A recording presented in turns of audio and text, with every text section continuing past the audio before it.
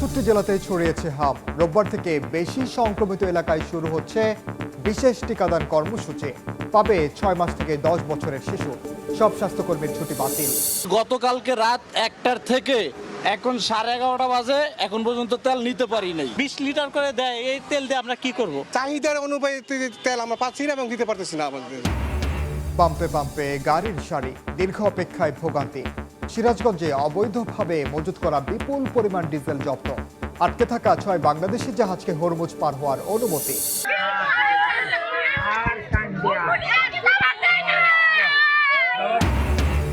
Rail line পার হয়ে যাচ্ছিল chocolate কিনতে। ট্রেনে কাটা পড়ে ফরিদপুরে প্রাণ গেল 4 বছর বয়সী যমজ ভাইয়ের। 3 জেলায় সড়কে ঝরল আরো 8 প্রাণ।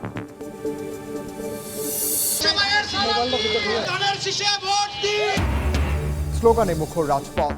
বগুড়া 6 ও শেরপুর 3 আসনে উপনির্বাচনে জমজমাট প্রচারণা। ভোটারদের দ্বারে দ্বারে প্রার্থীরা, জয় পেতে নানা প্রতিশ্রুতি। এবং বৈরী আবহাওয়া আর ছত্রাক আক্রমণে ঝরে পড়ছে মুকুল। কাঙ্ক্ষিত ফলন নিয়ে দুশ্চিন্তায় নওগাঁর আম চাষিরা। মানহীন বালাই নাশক দিয়ে প্রতারণার অভিযোগ।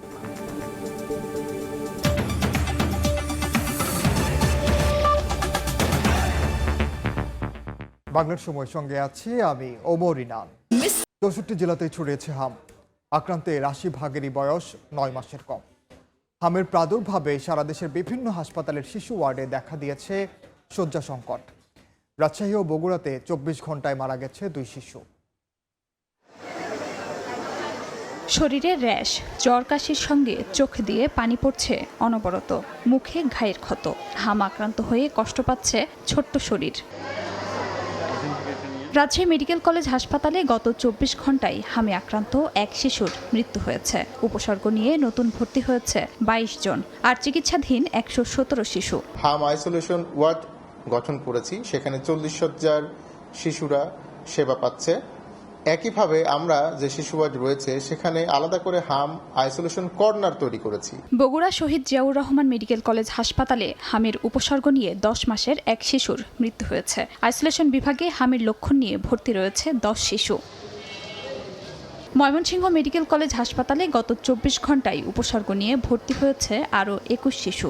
হাম আইসোলেশন ওয়ার্ডে চিকিৎসাধীন 64 জন। আক্রান্ত শিশুদের 80% বয়সী 9 মাসের কম। প্রচন্ড জ্বর আর লাল লাল লাল ফুটি ফুটি এরকম হচ্ছে।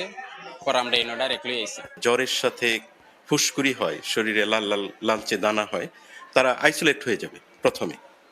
আর যদি কোনো কমপ্লিকেশন ডেভেলপ করে সাথে সাথে হাসপাতালে চলে আসবে। হামের লক্ষণ নিয়ে বুধবার ব্রাহ্মণবাড়িয়া 250 শয্যা হাসপাতালে 10 শিশু ও এক যুবক ভর্তি।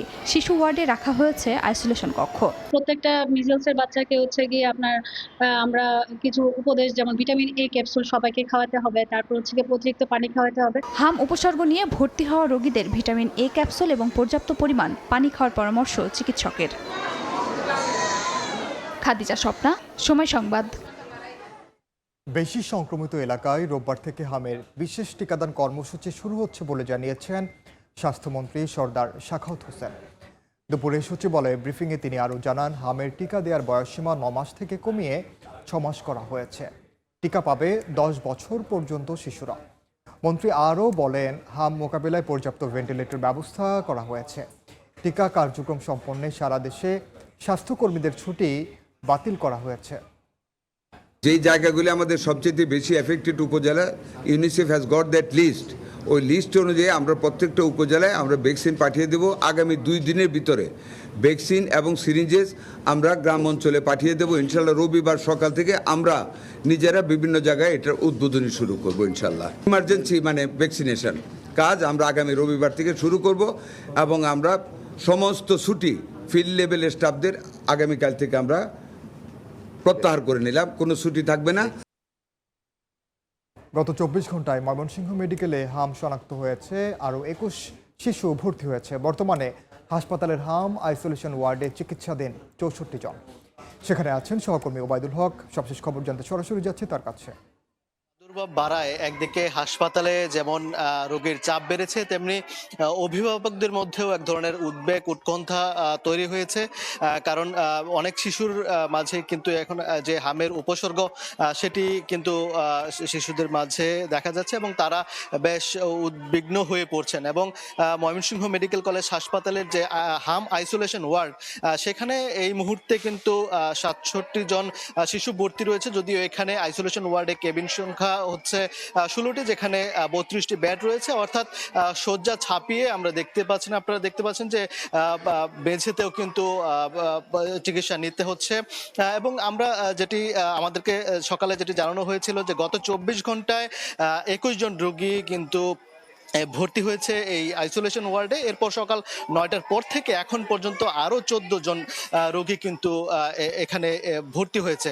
মূলত এখানে যে জ্বর, সর্দি, কাশি সহ শ্বাসকষ্ট সহ বিভিন্ন উপসর্গ, বিভিন্ন সমস্যা নিয়ে যখন শিশু ওয়ার্ডে আসছেন, তখন কিন্তু যারা অভিভাবক তারা আসছেন এবং চিকিৎসকরা তখন হামের উপসর্গ দেখে কিন্তু এই আইসোলেশনে তাদেরকে পাঠিয়ে দিচ্ছেন এবং এখান থেকে নমুনা সংগ্রহ করে ঢাকায় পাঠানো হচ্ছে। এবং যেসব নমুনা সংগ্রহ করা হচ্ছে প্রায় 80 ভাগই দেখা যাচ্ছে, তার মধ্যে 40 ভাগ কিন্তু হাম ধরা পড়ছে।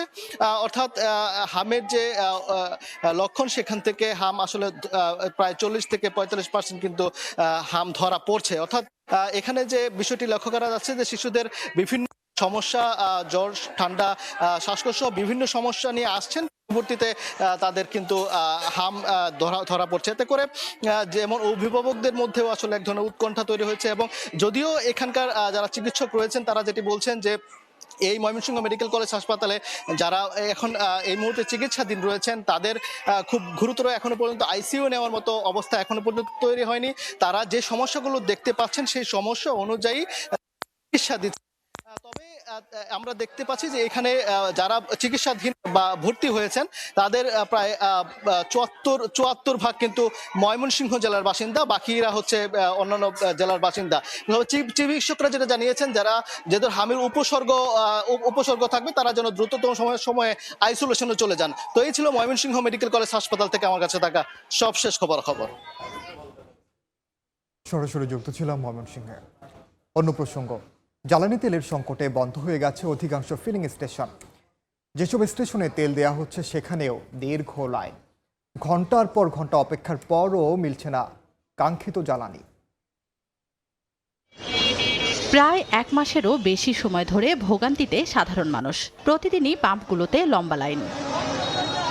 যাদের পেশাগত কাজ মোটরসাইকেল নির্ভর, তারা পড়েছেন সবথেকে বেশি বিপাকে। দিনভর কাজের জন্য যে পরিমাণ পেট্রোল বা অকটেন দরকার, চাহিদা মতো সেই পরিমাণ তেল পাচ্ছেন না তারা। পাশাপাশি ভারী যানবাহনগুলোতেও রেশনিং করে ডিজেল কিংবা অকটেন দিচ্ছে পেট্রোল পাম্পগুলো, যা চাহিদার অর্ধেক। সরকার বলতেছে ঘাটতি নাই, পেট্রোল পাম্পে আমার মনে হচ্ছে তেল আছে, কিন্তু ওটা দিচ্ছে না। অনেক সময় লেগে যায় তেল নেওয়ার জন্য। এদিকে রাঙ্গামাটিতে জ্বালানি তেলের অভাবে মঙ্গলবার থেকে যাত্রীবাহী স্পিডবোট চলাচল বন্ধ হয়ে গেছে। তাই তেল সরবরাহ নিশ্চিত করতে কঠোর যাচাই বাছাইয়ের পর দেয়া হচ্ছে জ্বালানি। সপ্তাহে 3 দিন সকাল 9টা থেকে 11টা পর্যন্ত অকটেন এবং অন্য 3 দিন ডিজেল সরবরাহ করা হবে। সপ্তাহে 3 দিন দিচ্ছে, আবার অনেক পেট্রোল পাম্পে দিচ্ছে না। চাকরি করে অফিস টাইমে যাইতে পারতেছি না, আর সব পাম্পে দিলে তো একটু প্রেসারটা কমতো। কর্তৃপক্ষ একটা এখানে টোকেন দিছে, এই টোকেন দেওয়ার পরে তারা 200 টাকার একটা স্লিপ নিয়ে ওখানে যেতে নিচ্ছে। ঝালকাঠির পাম্পগুলোতে পেট্রোল সরবরাহ স্বাভাবিক থাকলেও নেই অকটেন। ডিলারদের অভিযোগ, চাহিদা মতো ডিপো থেকে পাওয়া যাচ্ছে না তেল। অপরদিকে যানবাহন চালকরা বলছেন, সংকট থাকলেও খুচরা বাজারে বাড়তি দাম দিলে মিলছে ডিজেল সহ জ্বালানি তেল। আমরা তেলই পাচ্ছি না, আমাদেরকে কোনো তেল দেওয়া হচ্ছে না। তেল কোনো দোকানে দিচ্ছে না, বললে কয় তেল নাই। তেল সরবরাহ করার পরও তারপরও চাহিদার শেষ নেই, কারণ ক্রেতারা এরপরও বারবার পাম্পের উপরে হুমড়ি খেয়ে পড়ছে। চুয়াডাঙ্গায় নতুন নিয়মে শুরু করা হয়েছে তেল বিক্রি। আজ থেকে ফুয়েল কার্ড ছাড়া কাউকে তেল সরবরাহ করা হবে না। তবে কৃষকদের জন্য থাকছে বিশেষ সুবিধা। দিনরাত 24 ঘন্টা পাম্প থেকে ডিজেল সংগ্রহ করতে পারবেন তারা। তানজিনা তাসনিম, সময় সংবাদ। দিনাজপুরেও জ্বালানি তেলের সংকট, অধিকাংশ ফিলিং স্টেশন বন্ধ। যেসব স্টেশনে তেল দেওয়া হচ্ছে সেসব ফিলিং স্টেশনগুলোতে দীর্ঘ লাইন, ঘন্টার পর ঘন্টা অপেক্ষার পরও মিলছে না কাঙ্ক্ষিত তেল। বিস্তারিত জানাতে সেখানে আছেন সহকর্মী গোলাম নবী দুলাল, যাচ্ছি তার কাছে। পর্যাপ্ত তেল মজুত আছে বললেও কিন্তু বাস্তবে আমরা ভিন্ন চিত্র দেখছি। এখানে জ্বালানি তেল সংকটের কারণে আমরা দেখছি যে দুপুর থেকে কিন্তু দীর্ঘ লাইন আমরা দেখছি যে এখানে তেল নেওয়ার জন্য। আমি এই মুহূর্তে বটতলিতে একটি ফিলিং স্টেশনে রয়েছি, যেখানে আপনার দুপুর 1টা থেকে কিন্তু এখানে দীর্ঘ লাইন, মোটর সাইকেল একদিক দিয়ে, আরেক দিকে আমরা দেখছি কার, মাইক্রোবাস থেকে শুরু করে ছোটোখাটো যানবাহনও আপনার তেল নেওয়ার জন্য এখানে দাঁড়িয়েছে। এবং এখানে 500 টাকার করে তেল দেওয়া হচ্ছে। এবং এই আরেকটি হচ্ছে যে কঠোর বিধিনিষেধ আরোপ করা হয়েছে, বিশেষ করে এখানে ট্যাগ অফিসার এখানে নিয়োগ করা হয়েছে, যেখানে বলা হচ্ছে যে লাইসেন্স, হেলমেট এবং ড্রাইভিং লাইসেন্স, রেজিস্ট্রেশন এই কাগজগুলোর প্রয়োজন হবে। কিন্তু তারপরে আমরা দেখছি যে এখানে যে মোটর সাইকেল নিয়ে এখানে তেল নিতে এসেছেন, তারা যেটা অভিযোগ করেছেন যে পেট্রোল পাম্প মালিকরাও আপনার কিছু কিছু লোককে বিশেষ সুবিধা দিচ্ছেন বলে তারা অভিযোগ করেছেন। আর তেলের যে পরিমাণ, পার্বতীপুর রেলহেড ডিপোর সঙ্গে কথা বলেছিলাম, দিনাজপুরে মোট 92টি ফিলিং স্টেশন রয়েছে, যেখানে মাত্র আজকে 15টি ফিলিং স্টেশনে আপনার এই তেল দেওয়া হচ্ছে। এবং বিশেষ করে আপনার এই যে লাইন আমরা দেখেছি যে 2টি ফিলিং স্টেশনে আমরা দেখেছি যে রাস্তা পর্যন্ত তার লাইন করেছে প্রায় 1 কিলোমিটার লাইন। এবং সেখানে তারা জ্বালানি তেল নেওয়ার জন্য এখানে তারা দাঁড়িয়েছেন। এবং অনেকে কিন্তু আপনারা বলছেন যে অনেকে ড্রাইভিং লাইসেন্স নেই, আছে, রেজিস্ট্রেশন আছে, হেলমেট আছে, কিন্তু তারা কিন্তু তেল পাচ্ছেন না। এই কড়াকড়ির কারণে অনেকে আপনার এটা বিরূপ তারা মনোভাব পোষণ করছেন। আরেকটি বিষয় হচ্ছে যে জেলা প্রশাসন থেকে মনিটরিংয়ের যে ব্যবস্থা, সেটি কিন্তু আপনার জোরদার করা হলেও তেল সংকটের যে বিষয়টি, সেটিতে আমরা স্পষ্ট দেখছি যে সব পাম্পে তেল পাচ্ছেন না। কারণ পরিবেশ মালিক সমিতিটা বলেছেন যে যদি সব পাম্পে একসঙ্গে তেল দেওয়া হয় তাহলে কিন্তু আপনার এই তেলের যে সংকট বা মোটর সাইকেল থেকে যানবাহন যারা তেল নিচ্ছেন তারা কিন্তু আপনার এই বিড়ম্বনা থেকে মুক্তি পাবেন। তো আমার কাছ থেকে জ্বালানি তেলের সর্বশেষ এই ছিল। সরাসরি যুক্ত ছিলাম দিনাজপুরে। দেশে জ্বালানি তেলের অবৈধ মজুদ ঠেকাতে জেলায় জেলায় অভিযানে তৎপর স্থানীয় প্রশাসন। শরীয়তপুরে জব্দ করা হয়েছে মিথ্যা ভাউচারে আনা 7,000 লিটার ডিজেল। নারায়ণগঞ্জেও অবৈধভাবে মজুত করা 4,880 লিটার ডিজেল জব্দ করেছেন ভ্রাম্যমাণ আদালতের অভিযানে জব্দ করা হয়। জ্বালানি তেলের অবৈধ মজুদ ঠেকাতে কঠোর অবস্থানে প্রশাসন। বিভিন্ন জেলায় অব্যাহতভাবে চলছে মজুদ বিরোধী অভিযান।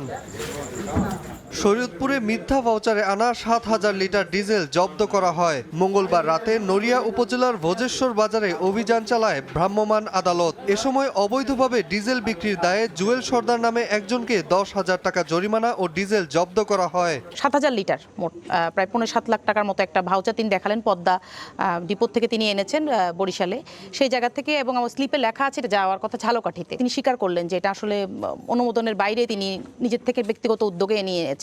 এদিকে মঙ্গলবার রাতে নারায়ণগঞ্জের সিদ্দিরগঞ্জের গোদনাইল এলাকায় মেঘনা পেট্রোলিয়াম ডিপো সংলগ্ন একটি বাড়িতে অভিযান চালায় যৌথ বাহিনী। এ সময় অবৈধভাবে মজুত করা 4,880 লিটার ডিজেল জব্দ করা হয়। এ ঘটনায় জড়িত থাকার অভিযোগে নাসির নামে একজনকে আটক করে 1 মাসের বিনাশ্রম কারাদণ্ড ও 3,000 টাকা অর্থদণ্ড দেন নির্বাহী ম্যাজিস্ট্রেট। এছাড়া চাঁদপুরে বাড়তি দামে জ্বালানি তেল বিক্রির দায়ে একটি ব্যবসা প্রতিষ্ঠানকে নগদ 50,000 টাকা জরিমানা করেছে জাতীয় ভোক্তা অধিকার সংরক্ষণ অধিদপ্তর। নাজমুল হাসান পুলক, সময় সংবাদ। রেল ক্রসিং পার হয়ে চকলেট কিনতে যাচ্ছিল 2 ভাই।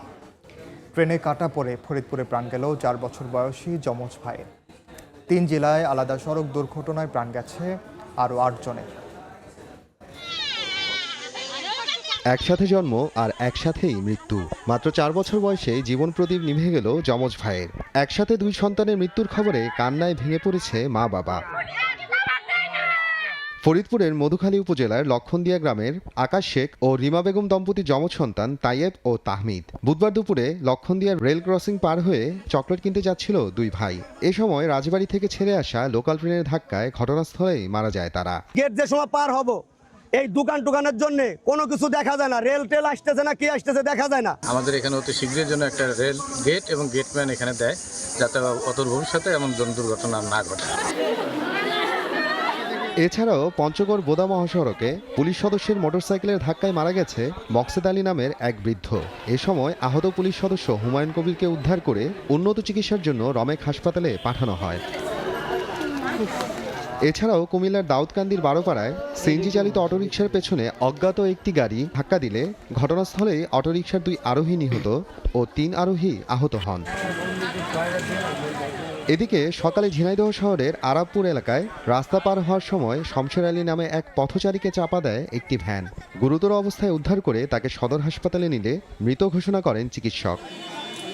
মোহাম্মদ আফরানুল ইসলাম, সময় সংবাদ। মৌলভীবাজারের কুলাউড়ায় পানিতে ডুবে 3 শিশুর মৃত্যু হয়েছে।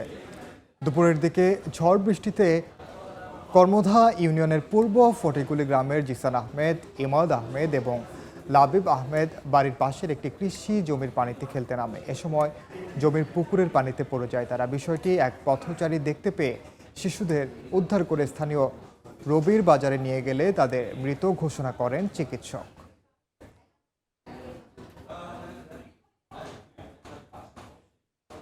চরমোনাই ঘাটে মানিকচার লঞ্চ ডুবির ঘটনায় কোনো হতাহতের ঘটনা ঘটেনি। লঞ্চ সংশ্লিষ্টরা জানান, মঙ্গলবার রাতে মুন্সিগঞ্জ থেকে চরমোনাইয়ের উদ্দেশ্যে ছেড়ে আসে রিজার্ভ লঞ্চ মানিকচার। লঞ্চটি রাতে যাত্রী নামিয়ে ঘাটে অবস্থান করছিল। ভাটার কারণে পানি কমে গেলে লঞ্চের পেছনের দিকটা দেবে গিয়ে দুপুরের দিকে ডুবে যায়। এ সময় কোনো যাত্রী বা লঞ্চ সংশ্লিষ্ট কেউ ভেতরে ছিলেন না, তাই হতাহতের ঘটনা ঘটেনি। তবে লঞ্চের ভেতরে রাখা মুসল্লিদের বেশ কিছু মালামাল ক্ষতিগ্রস্ত হয়েছে। বাংলার সময় আরও থাকছে। চলনবিলে পুকুর খননের মহোৎসব চলতি বছর তারাশি হয়েছে 300টি। কমছে আবাদি জমি। অপরিকল্পিত খননের বিরুদ্ধে ব্যবস্থার আশ্বাস উপজেলা প্রশাসন। জমে উঠেছে বগুড়া 6 ও শেরপুর 3 আসনে উপনির্বাচনে প্রচারণা। উন্নয়নের প্রতিশ্রুতি নিয়ে ভোটারদের দুয়ারে দুয়ারে প্রার্থীরা। পছন্দের প্রার্থীকে নির্বিঘ্নে ভোট দেওয়ার প্রত্যাশা ভোটারদের।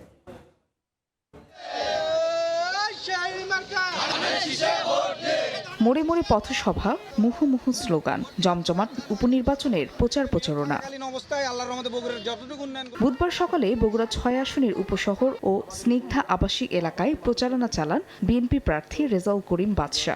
সরকারের নানা উন্নয়নমূলক কর্মসূচি তুলে ধরে ধানের শীষে ভোট চান তিনি। পরিবেশ সুন্দর, সুষ্ঠু পরিবেশ রয়েছে এবং মানুষের ভোটের যে নিরাপত্তা, ভোটের যে অধিকার, সেটিও ইনশাআল্লাহ সরকার নিশ্চিত করেছেন। শহরের বারপুর ও নবাববাড়ি সড়কে গণসংযোগ করেন জামাতের প্রার্থী আবিদুর রহমান সোহেল। এ সময় লেভেল প্লেইং ফিল্ড নেই বলে অভিযোগ করেন তিনি। সরকারি দলকে জিতিয়ে দেওয়ার জন্য প্রশাসন নীরব ভূমিকা পালন করছে। অবিলম্বে রিটার্নিং অফিসারের কাছে, নির্বাচন কমিশনের কাছে আমাদের আবেদন, বগুড়ায় লেভেল প্লেইং ফিল্ড নিশ্চিত করা হোক। নির্বাচনী উত্তাপ ছড়িয়েছে শেরপুর 3 আসনের উপনির্বাচনেও। দিনরাত চলছে ভোটের প্রচারণা।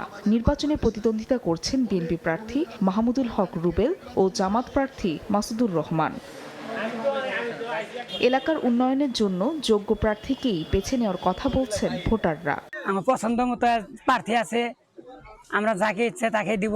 যে এলাকার উন্নয়ন করতে পারবে, কাজ সুন্দরভাবে কাজ করতে পারবে, আমাদের রাস্তাঘাট, ব্রিজ, কালভার্ট সবাই কাজ করে দিতে পারবে, ওরকম প্রার্থীকে আমরা ভোট দিব। কোন সন্ত্রাসী যেন হামলা না হয়, কারচুপি যাতে না হয়, ভোটাভুটি যেন ভালো হয়। আগামী 9 এপ্রিল বগুড়া 6 ও শেরপুর 3 আসনে উপনির্বাচনের ভোট গ্রহণ অনুষ্ঠিত হবে। ফাহরিয়া ফারজানা, সময় সংবাদ। আসামি খুঁজতে গিয়ে কাউকে না পেয়ে ঘর থেকে স্বর্ণালংকার, নগদ অর্থ ও মোবাইল লুটের অভিযোগ উঠেছে পাবনার ঈশ্বরদী থানার ভারপ্রাপ্ত কর্মকর্তার বিরুদ্ধে। এ ঘটনায় পুলিশ সুপার বরাবর লিখিত অভিযোগ করেছেন ভুক্তভোগী পরিবার। আর বিষয়টি তদন্ত করে ব্যবস্থা নেওয়ার আশ্বাস পুলিশ সুপারের।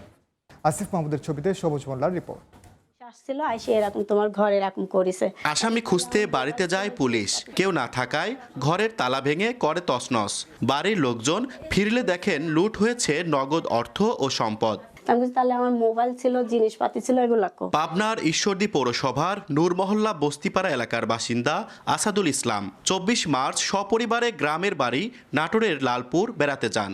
অভিযোগ উঠেছে 25 মার্চ দুপুরে ঈশ্বরদী থানার ভারপ্রাপ্ত কর্মকর্তা মমিনুজ্জামানের নির্দেশে তাকে খুঁজতে বস্তিপাড়ার বাড়িতে যায় পুলিশের একটি দল। তোষকের নিচে টাকা ছিল, এখানে আমার মেয়ের দুল ছিল, আমার গুছানো ধরেন জিনিসপাতি সব ছিল, সব এলোমেলো করেছে। 2টা মোবাইল ছিল, টাকা ছিল, দুল ছিল, আমি কিচ্ছু পাই নাই। শুধু লিপি বেগমের নয়, ওসি মমিনুজ্জামানের বিরুদ্ধে আরও নানা অভিযোগ এলাকাবাসীর। তিনি টাকা ছাড়া কিছুই বোঝেন না। মামলা করতে গেলে আগে টাকা 10,000 টাকা দাও, তারপরে মামলা। অবৈধ টাকা নিয়ে অবৈধ কার্যক্রম করে বেড়াচ্ছে। গরিব মানুষ গেলে সে ওখানে মামলাও নেয় না, ওই দেখা যাচ্ছে যে টাকা না হলে সে মামলা নেয় না। এ বিষয়ে ক্যামেরার সামনে কথা বলতে রাজি হননি অভিযুক্ত পুলিশ কর্মকর্তা। আর বিষয়টি তদন্ত করে ব্যবস্থা নেওয়ার আশ্বাস পুলিশ সুপারের। অভিযোগ পেয়েছি, এটা আমার কাছে আসছে, আমি এই বিষয়টি যাচাই করার জন্য আমি এটা এডিশনাল এসপি ঈশ্বরদী সার্কেল তাকে এই কাগজটা পাঠিয়েছি, তদন্ত সে ওটাকে জাস্টিফাই করে আমাকে রিপোর্ট করলো, তারপর আমরা ওই অনুসারে ব্যবস্থা নেব। 2011 সালের 1 জুলাই পুলিশের উপপরিদর্শক পদে যোগদান করেন মমিনুজ্জামান। বিগত দিনগুলোতে ঈশ্বরদীর সাধারণ মানুষজনের ছিল রক্ষকের প্রধান আশ্রয়স্থল ঈশ্বরদী থানার ওসি। কিন্তু বিপত্তি বাধে 2025 সালের ডিসেম্বর মাসের 8 তারিখ থেকে, অর্থাৎ ওসি মমিনুজ্জামানের যোগদানের পর থেকেই সাধারণ মানুষ নানা রকম হয়রানির শিকার হন। তাই দ্রুত এই ওসিকে অপসারণ করে নতুন সৎ ও যোগ্য ব্যক্তিকে যোগদান করাবেন ঊর্ধ্বতন কর্তৃপক্ষ, এমনটাই মনে করছেন স্থানীয়রা। সবুজ মোল্লা, সময় সংবাদ, পাবনা। সিরাজগঞ্জের চলন বিলে আবাদি জমিতে একের পর এক খনন করা হচ্ছে পুকুর। পরিসংখ্যান বলছে চলতি বছর শুধুমাত্র তারাস অঞ্চলে প্রায় 300 পুকুর খনন করা হয়েছে। এতে আবাদি জমি কমে যাওয়ায় ব্যাহত হচ্ছে ফসল উৎপাদন। এই অবস্থায় অপরিকল্পিতভাবে পুকুর খননের বিরুদ্ধে ব্যবস্থা নেওয়ার কথা জানিয়েছে উপজেলা প্রশাসন। রিঙ্কু কুণ্ডুর রিপোর্ট, ছবি তুলেছেন অমৃত সেন। ধানের চেয়ে মাছ চাষে অধিক লাভ, তাই আবাদি জমিতে খনন করা হচ্ছে পুকুর। সিরাজগঞ্জের শস্য ভাণ্ডার হিসেবে পরিচিত চলন বিল, এখানে একই জমিতে মৌসুম ভেদে ভুট্টা, ধান ও সরিষা চাষের আবাদ হয়। অভিযোগ উঠেছে বৃহৎ এ চলন বিল অঞ্চলের তারাস ও উল্লাপাড়া উপজেলায় প্রতিদিনই অপরিকল্পিতভাবে খনন করা হচ্ছে পুকুর। ফসলি জমি নষ্ট করে পুকুর করায় কমছে আবাদি জমির পরিমাণ, ব্যাহত স্বাভাবিক পানির প্রবাহ, স্থায়ী জলবদ্ধতার সংকট তীব্র হচ্ছে। কৃষকরা জানান, জমির মালিকরা ইজারাদারদের কাছে ফসলি জমি পুকুর খননের জন্য বার্ষিক চুক্তিতে লিজ দিচ্ছেন। গত কয়েক বছরে শুধুমাত্র তারাস অঞ্চলেই 1,500-এর বেশি পুকুর খনন করা হয়েছে। পুকুর খননের কারণে আমাদের এলাকায় জলবদ্ধতা হয়ে থাকে, আবাদ করতে পারি না। এইসব জমিতে আমার 25-30 মণ করে ধান হতো, 5-7 মণ করে শস্য হতো। এই অবৈধভাবে পুকুর খননের জন্য আমার জমি সব জলাবদ্ধ হয়ে যাচ্ছে, জমি আর চাষ করার মতো মোটেই নাই। কৃষি বিভাগ বলছে, কৃষিক্ষেত্রে দিন দিন হুমকির মুখে পড়ছে শস্য ভাণ্ডার, উৎপাদনেও বিরূপ প্রভাব পড়ার শঙ্কা রয়েছে। কৃষক যে ফসলটা যখন তুলবে তখনই বৃষ্টি বা অন্যান্য প্রাকৃতিক দুর্যোগের কারণে সেখানে জলবদ্ধতার সৃষ্টি হয়েছে এবং ওই ফসলটা কৃষকরা ঘরে তুলতে পারে না। এর জন্য কৃষকের পাশাপাশি আমাদের পুরো দেশ এটা হচ্ছে ক্ষতির সম্মুখীন হচ্ছে। তবে অপরিকল্পিতভাবে পুকুর খননের বিরুদ্ধে আইনগত ব্যবস্থা নেওয়ার আশ্বাস উপজেলা নির্বাহী কর্মকর্তার। আমরা এই অবৈধভাবে পুকুর খননের বিরুদ্ধে কঠোর পদক্ষেপ গ্রহণ করেছি। আমাদের নিয়মিত মামলা দায়ের হচ্ছে। এছাড়াও হচ্ছে যে মোবাইল কোর্টের মাধ্যমে জরিমানা করা হচ্ছে, অর্থদণ্ড প্রদান করা হচ্ছে। স্থানীয় কৃষকদের তথ্য মতে চলতি বছর শুধুমাত্র তারাস অঞ্চলেই প্রায় 300 পুকুর খনন করা হয়েছে, যার প্রভাবে এই উপজেলায় জলবদ্ধ ভূমির পরিমাণ দাঁড়িয়েছে প্রায় 1128 হেক্টর। রিঙ্কু কুণ্ডু, সময় সংবাদ, সিরাজগঞ্জ। ভাবে সুন্দরবনের বনদস্যুদের ছাড় দেওয়া হবে না বলে হুঁশিয়ারি দিয়েছেন পরিবেশ, বন ও জলবায়ু পরিবর্তন মন্ত্রণালয়ের প্রতিমন্ত্রী শেখ ফরিদুল ইসলাম। সকালে সাতক্ষীরায় সুন্দরবনে মধু আহরণ কর্মসূচির উদ্বোধন অনুষ্ঠানে কথা বলেন তিনি। এ সময় সুন্দরবনকে বনদস্যু মুক্ত করতে আইন শৃঙ্খলা বাহিনীকে নির্দেশ দেন তিনি। র্যাব, বিজিবি, কোস্টগার্ড, নৌ পুলিশ, আমাদের সেনাবাহিনী সহ খুলনা, বাগেরহাট, সাতক্ষীরা 3 জেলার এসপি, ডিসি মহোদয়, বিভাগীয় কমিশনার মহোদয় সহ আমরা এখানে বৈঠক করেছি। আমরা সুন্দরবন জলদস্যু মুক্ত করার জন্য আমি কাজ করেছি। আমি কঠোরভাবে এগুলোকে নিয়ন্ত্রণ করবো যে কোনো মূল্যে, এই ব্যাপারে কোনো ছাড় নেই। গ্রামে তেল না দেওয়ায় ফরিদপুরের একটি পেট্রোল পাম্পে হামলার অভিযোগ উঠেছে। মঙ্গলবার রাত 10টার দিকে ঢাকা খুলনা মহাসড়কে সিসিবিএল ফিলিং স্টেশনে হামলার ঘটনা ঘটে। পাম্প কর্তৃপক্ষ জানায়, স্থানীয় আব্দুর রহিম সহ কয়েকজন কালোবাজারি ড্রামে করে তেল দিতে বলেন। এতে রাজি না হওয়ায় ক্ষিপ্ত হয়ে পাম্পের মালিক সালমান মুন্সি সহ 2 কর্মচারীর উপর হামলা চালায়। পরে আহতদের উদ্ধার করে হাসপাতালে নেওয়া হয়। এই ঘটনার প্রতিবাদে সকালে দুটি পাম্প অনির্দিষ্টকালের জন্য বন্ধ ঘোষণা করে মালিকপক্ষ। গাজীপুরে বিআরটি প্রকল্প চালু ও পুরো জেলার যোগাযোগ ব্যবস্থার উন্নয়নের দাবিতে মানববন্ধন করেছে বিভিন্ন শ্রেণী পেশার মানুষ। সকালে মহানগরীর শিববাড়ি বিআরটি টার্মিনাল মোড়ে এ মানববন্ধন হয়। এ সময় বক্তারা বলেন, দীর্ঘদিন ধরে যানজট ও অপরিকল্পিত যোগাযোগ ব্যবস্থার কারণে চরম ভোগান্তিতে পড়েছেন তারা। দ্রুত বিআরটি বাস চালু, বিদ্যমান ট্রেনের সঠিক ব্যবহার নিশ্চিত করা এবং গুরুত্বপূর্ণ রেলগেটগুলোতে ফ্লাইওভার নির্মাণের দাবি জানান ভুক্তভোগীরা।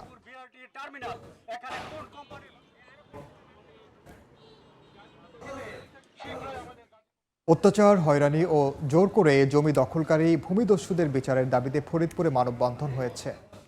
দুপুরে প্রেস ক্লাবের সামনে এই মানববন্ধন হয়। এ সময় ভুক্তভোগীরা জানান, সাবেক সংসদ সদস্য মুজিবুর রহমান নিক্সন চৌধুরীর অনুসারী কবির খাঁর লোকজন চর সালেপুর ও মুন্সির বাজার চরের প্রায় 400 পরিবারের 1000 একর জমি দখলে নিয়েছেন।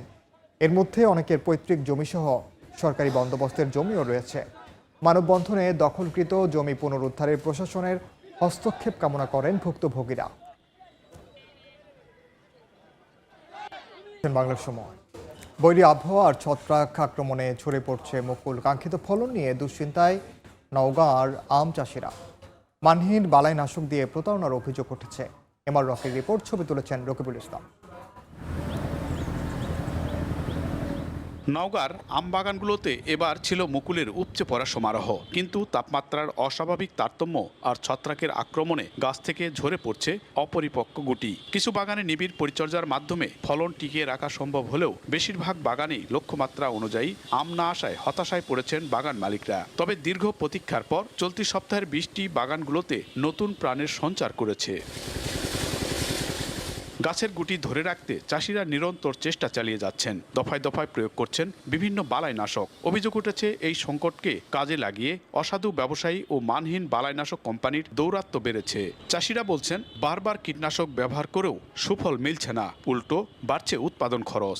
আমাদের বাগানগুলোতে আসলে শিলাবৃষ্টি হয়নি, আর এই যে বৃষ্টিটা হয়েছে এটা কিন্তু আমাদের বাগানের জন্য খুব জরুরি ছিল। মুকুল কিছু নষ্ট হয়েছে, নষ্ট হওয়ার পরেও বৃষ্টি হওয়ার কারণে কিছুটা ভালো হয়েছে। আমাদের আম বাজার ব্যবস্থাপনাটা খুব জরুরি দরকার। আমের গুটি দেখেই বাগানগুলোতে শুরু হয়েছে পাইকার ও ব্যাপারীদের আনাগোনা, চলছে দরদাম। তবে ব্যবসায়ীদের প্রত্যাশা, শেষ পর্যন্ত আবহাওয়া অনুকূলে থাকলে এবং বাজার দর ভালো পেলে লোকসান কাটিয়ে ওঠা সম্ভব। বাগানে ফলন ধরে রাখতে তাদের পরামর্শ নিয়ে বালাইনাশক প্রয়োগ করার পরামর্শ দিচ্ছে কৃষি বিভাগ। বালাইনাশক, ভেজাল কীটনাশকের বিরুদ্ধে আমাদের অভিযান অব্যাহত রয়েছে।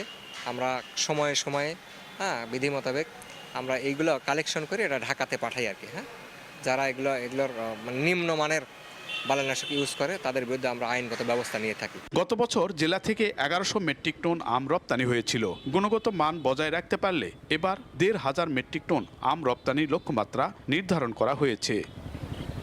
বাড়িফোর, কাটিমন, নাগফজলি, আম্রপলি এমন অন্তত 23 জাতের সুস্বাদু আম বাণিজ্যিকভাবে চাষাবাদ করছেন বরেন্দ্র অঞ্চলের বাগানগুলোতে। জেলা কৃষি বিভাগ বলছে, চলতি মৌসুমে জেলায় 31,000 হেক্টর জমির বাগান থেকে 4,30,000 মেট্রিক টন আম পাওয়ার লক্ষ্যমাত্রা ধরা হয়েছে। নওগাঁর নিয়ামতপুর ধানসুড়া আম বাগান থেকে এমআর রকি, সময় সংবাদ। গাইবান্ধায় আবারও বাড়ছে গমের চাষ। আবাদ হচ্ছে চরের জমিতে। আমদানি নির্ভরতা কমানোই লক্ষ্য। উৎপাদন বাড়ার পাশাপাশি এতে উৎপাদন বাড়বে এমন আশ্বাস দিয়েছে কৃষি বিভাগ। সোহেল রানার তোলা ছবি নিয়ে বিপ্লব ইসলামের রিপোর্ট। গাইবান্ধা সদর উপজেলার বল্লমঝাড় ইউনিয়নের ঘাঘট নদীর কাজল ঢোপচর পরিত্যক্ত বালুময় এই জমিগুলো এখন ভরে উঠেছে সোনালী রঙের গম খেতে। কৃষি বিভাগের উদ্যোগে এবার এখানে বিঘার পর বিঘা জমিতে হয়েছে গমের চাষ। শুধু কাজল ঢোপচরেই নয়, জেলার অন্যান্য উপজেলাগুলোতেও এবার জমিতে ব্যাপক গম চাষ হয়েছে। মাঠ থেকে গম কাটতে এখন ব্যস্ত সময় পার করছেন কৃষকরা। ধানের তুলনায় কম খরচে অধিক ভালো ফলন ও গম চাষে সার, সেচ সহ অন্যান্য খরচ কম হওয়ায় আগ্রহ বেড়েছে কৃষকদের। অনুকূল আবহাওয়া ও কৃষি বিভাগের সার্বিক সহায়তায় ভালো ফলন পাওয়ায় আশাবাদী হয়ে উঠেছে কৃষকরা। এতে করে জেলায় আবারও গম চাষের নতুন করে সম্ভাবনা তৈরি হয়েছে।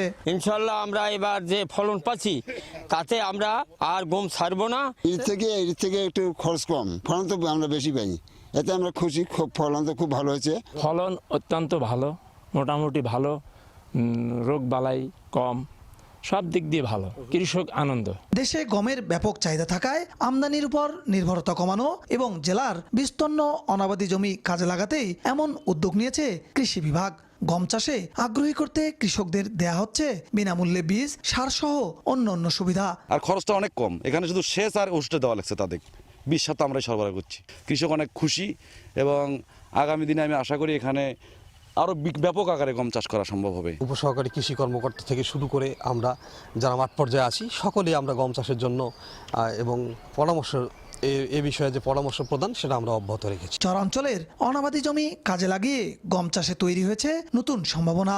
এতে যেমন বাড়ছে অতিরিক্ত ফসল উৎপাদন, তেমনই বাড়ছে কৃষকদের আয়। চলতি মৌসুমে ৩,২৭৮ হেক্টর জমিতে গমের চাষ হয়েছে। বিপ্লব ইসলাম, সময় সংবাদ, গাইবান্ধা। দেখছেন বাংলার সময়। প্রধানমন্ত্রী তারেক রহমানের নির্বাচনী ইশতেহার অনুযায়ী সারা দেশে একযোগে বৃক্ষরোপণ কর্মসূচি শুরু হয়েছে। সকালে চাঁদপুরে বৃক্ষরোপণ কর্মসূচির উদ্বোধন করেন প্রবাসী কল্যাণ বিষয়ক সম্পাদক শেখ ফরিদ আহমেদ মানিক। এ সময় সড়কের পাশে ও কয়েকটি বিদ্যালয়ের আঙিনায় বিভিন্ন প্রজাতির গাছের চারা রোপণ করেন তিনি। এছাড়া রংপুর কুড়িগ্রাম মহাসড়কের নবদীগঞ্জ বাজার এলাকায় 200-র বেশি জারুল গাছের চারা রোপণ করা হয়। বর্তমান সরকার আগামী 5 বছরে 25 কোটি বৃক্ষরোপণের পরিকল্পনা নিয়েছে। এরই অংশ হিসেবে এই কর্মসূচি শুরু, যা পর্যায়ক্রমে চলমান থাকবে বলে জানান সংশ্লিষ্টরা।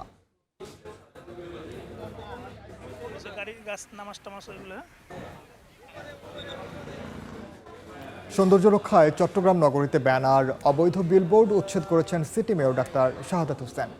দুপুরে নগরের চকবাজার মোড় থেকে মেয়রের ছবি সম্বলিত ব্যানার ছিঁড়ে ফেলেন নিজ হাতেই। সরিয়ে ফেলা হয় নেতাকর্মীদের ঈদ শুভেচ্ছার ব্যানার। পরে চলে অন্যান্য স্থানে অভিযান। এতে পরিচ্ছন্নতা কর্মী সহ কর্পোরেশনের ঊর্ধ্বতন কর্মকর্তারা অংশ নেন। সড়ক ও বিভিন্ন স্থাপনায় টাঙানো অবৈধ বিলবোর্ড, ব্যানারও অপসারণ করা হয়। নগরের সৌন্দর্য ও শৃঙ্খলা রক্ষায় অবৈধ কোনো বিলবোর্ড বা ব্যানার সহ্য করা হবে না বলে জানান মেয়র।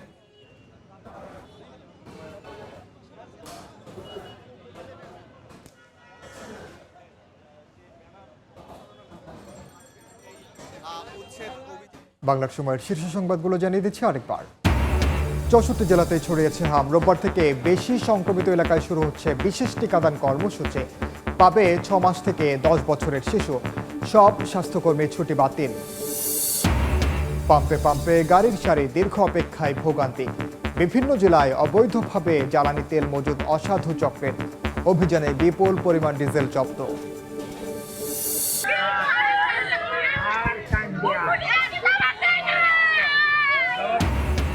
রেললাইন পার হয়ে যাচ্ছিল চকলেট কিনতে। ট্রেনে কাটা পড়ে ফরিদপুরে প্রাণ গেল 4 বছর বয়সী যমজ ভাইয়ের। 3 জেলায় সড়কে ঝরল আরো 8 প্রাণ।